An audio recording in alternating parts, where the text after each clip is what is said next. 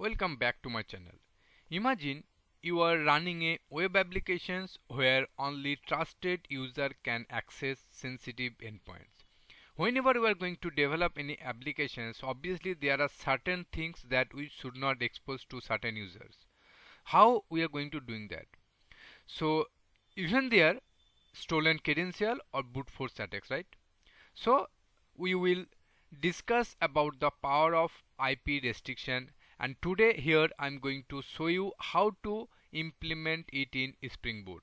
If you are new here, don't forget to subscribe for more tutorials on building secure and scalable application. Now we will talk about problem statement. Nowadays security is one of the biggest challenges I can say for modern applications. Even with strong authentications, an expose and endpoint can be a risk. That's where IP restriction come into the picture. It's actually adding an extra layer of defense by allowing only trusted IPs can access to specific resources. So here the green one, if you see, only the allowed IPs can enter into that particular system. So this is a one layer of strong security, because this IPs list we can store into our system, and based on that we can allow or not allow based on the whatever the IPs we are going to store into our system. Based on that we can decide. Here these are blocked, so that's why they are not able to access our endpoint. So only the allowed IPs can enter into our system. If it is a blocked, those are not. So this is actually define a extra layer of defense. Only trusted IPs are allowed into the system. Next, I will talk about that what I'm going to cover in this tutorial. So here basically I'm going to cover the understanding the basis of IP restriction and CIDR notations. What actually means of the CIDR? So it's actually I was talking about that what is CIDR notation. CIDR means it's a classless inter-domain routing. It's actually allow us to defining an IP range like let's say 192.168.1.0/24. It actually represents all IPs from 192.168.0.1 till 255. Means it's basically defining the range. Why actually that CIDR is important? It actually simplifies the managing access for ranges instead of listing every IPs. Now next actually we are going to talking about building a custom IP restriction filter in a Spring Boot application, so that once every system is entered into our application, then we can filter, and based on the something we can decide that it is a valid or it's a restricted IPs. And the last one, we are going to adding a dynamic configurations for managing trusted IPs. Okay, now basically we will talk about like why this is actually matters. So this solution actually is perfect for securing our admin dashboard, internal APIs, or implementing zero trust principles in your project. Whether you are a beginner or an experienced developer, you will find this tutorial is valuable. Like here basically if you show that in a admin dashboard, basically we can use multiple APIs to display different types of data, analytics kind of data, or maybe some reports. So those should be very secure information. We should not allow them to for all users. So obviously that's why here we can restrict those things based on the IPs. For maybe some documentations also, if those are not allowed, then we can see that 403 forbidden. That means those are the unauthorized requests. Then like we can protect our internal APIs with like prevent some unauthorized access even if its credentials are compromised, right? Next, like what we are going to do, we are going to let's say like we are going to open one ID and build a secure robust IP restriction system for your Spring Boot applications, right?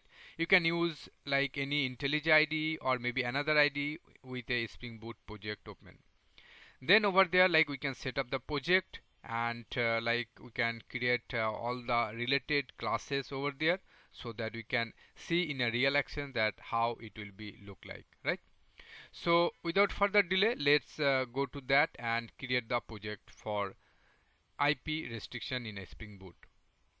Hey everyone, as I said, now we are going to see in a real actions, like we are going to write the codes to actually restricted IPs. Only we are going to allow the trusted IPs into our system. Before going to the detail of it, just to remind, it's a basically used to protect internal APIs, admin dashboard or sensitive services. It's prevent unauthorized access even if credentials are compromised. So doing that, first of all, we need to set up our project. So from the Spring Initializer, we can create the Spring Boot project with the dependencies like Spring Web and Spring Security. And then you need to just like this one, Spring Security. If you see this, Spring Security and the Spring Web. Then you just need to add these dependencies into your POM file. After that, once the project generation is done, then you can include into your favorite editor. Here I am using the Eclipse as an editor.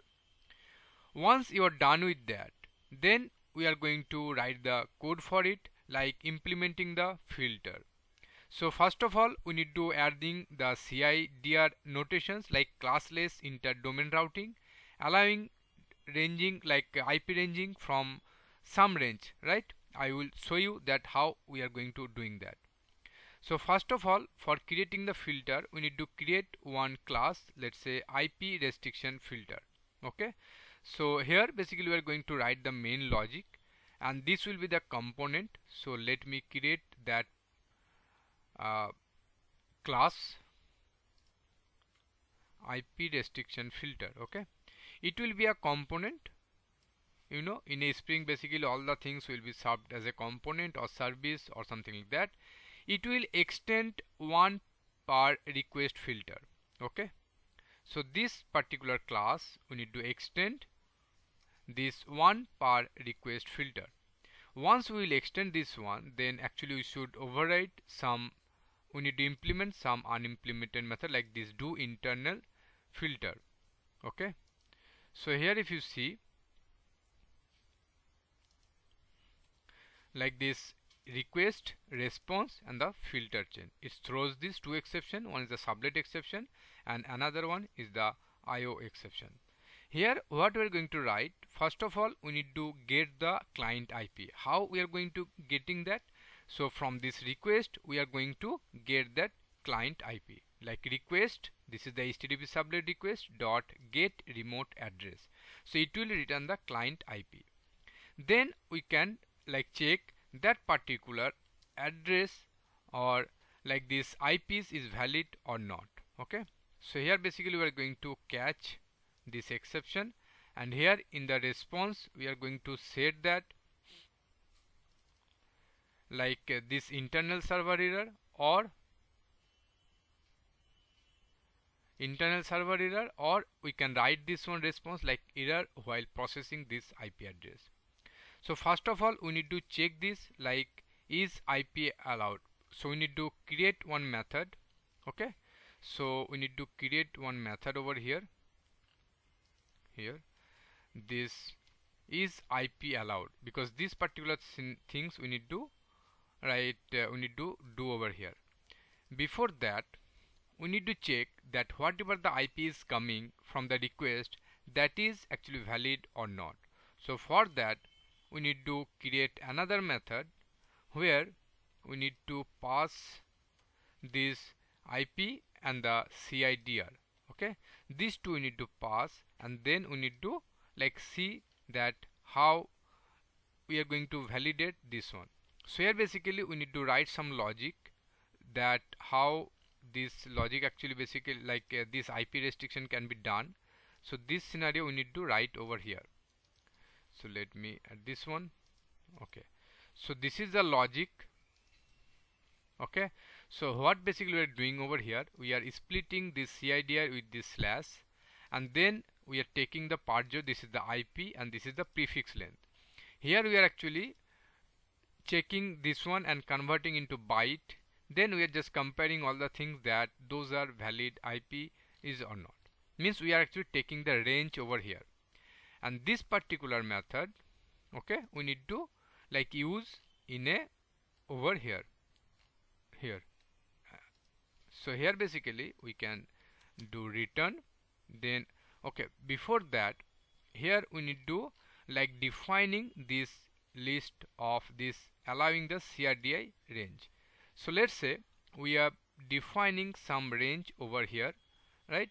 So this is the range, let's say this allowed CIDI range. So here basically this is the example of the private network, and this can be the large network, right? So this is the range that we're defining over here.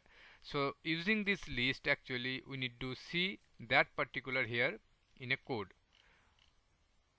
like these credentials here basically return this dot, we need to convert it into a stream, then dot any match.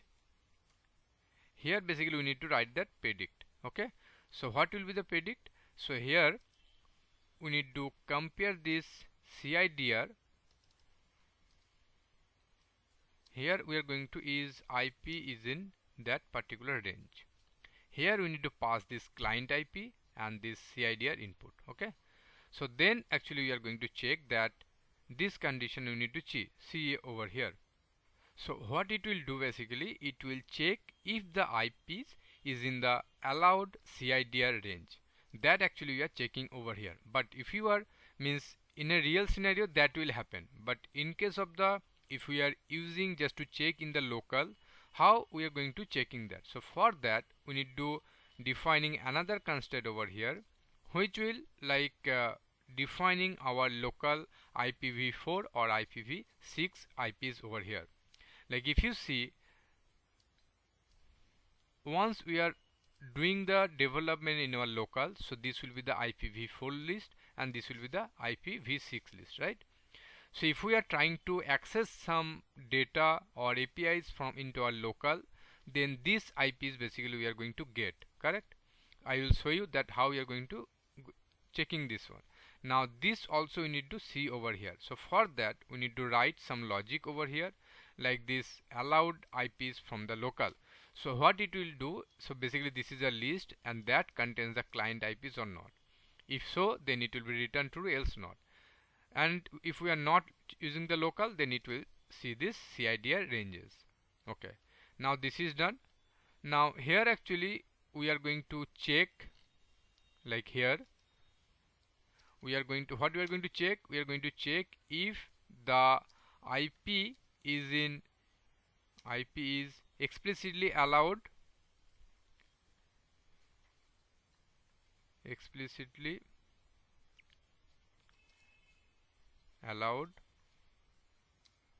or belongs to an allowed CIDR range, right? That actually we are going to do over here. So what we are going to do, first of all, like if we are going to check that is IP allowed, this method we need to call, where we need to pass this client IP, right?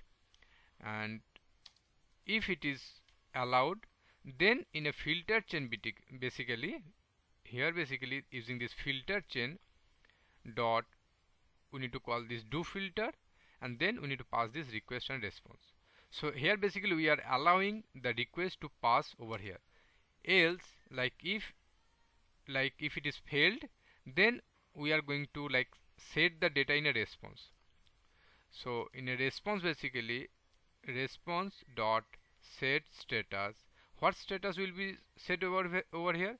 Like HTTP sublet response dot SC forbidden, right?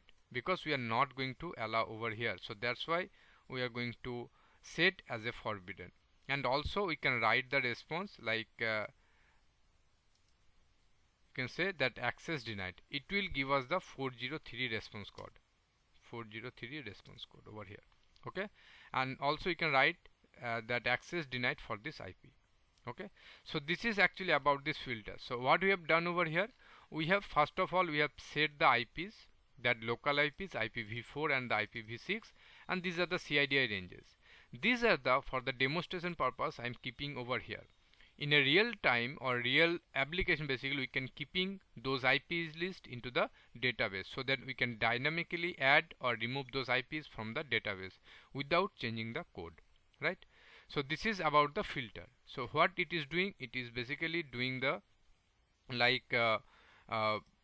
doing the filter, whatever the IPs we are receiving in the request. If you see that those IPs, whatever the IPs we are receiving, we are just checking that it is actually allowed or not, because allowed means whatever the list we have defined, those are available in the list or not. If it is not in the list, then we are not allowing. If it is in the list, then we are going to allow them, right?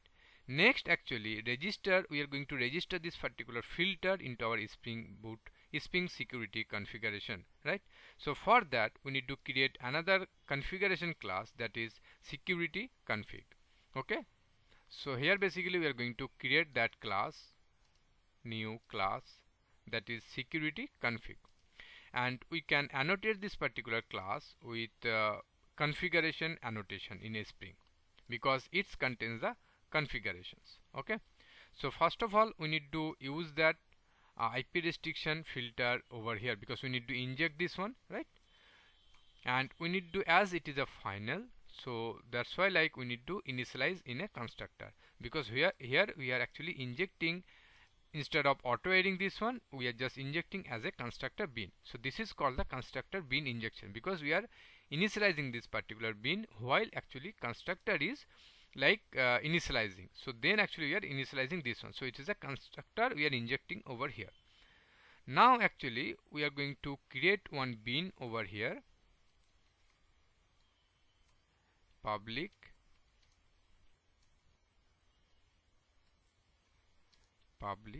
security filter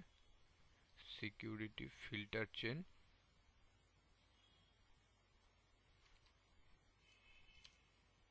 security filter, it will return this one, and here also we can write this one, security filter chain, and it will take this HTTP security as a parameter. Okay, security.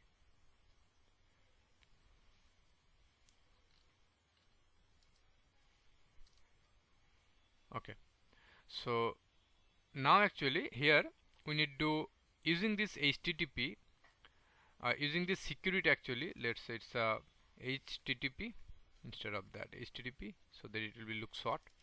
So here we are going to just write that security one, like here what we are going to do, first of all we are going to add that filter. Okay, add filter before, like here add filter before.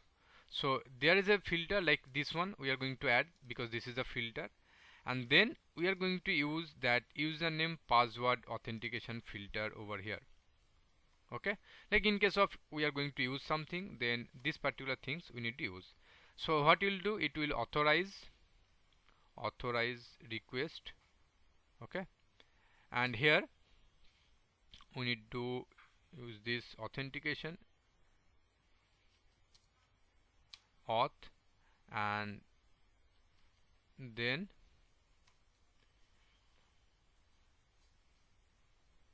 dot request matchers. So here basically we are going to, what request matcher is there. So let's say it's a kind of wildcard for the timing I am giving. Whatever the request will coming, we are going to permit all. Okay, and then any request after that it will should be authenticated. So it's a kind of like we have did this one, and then finally what we are going to do, we are going to disable this CSRF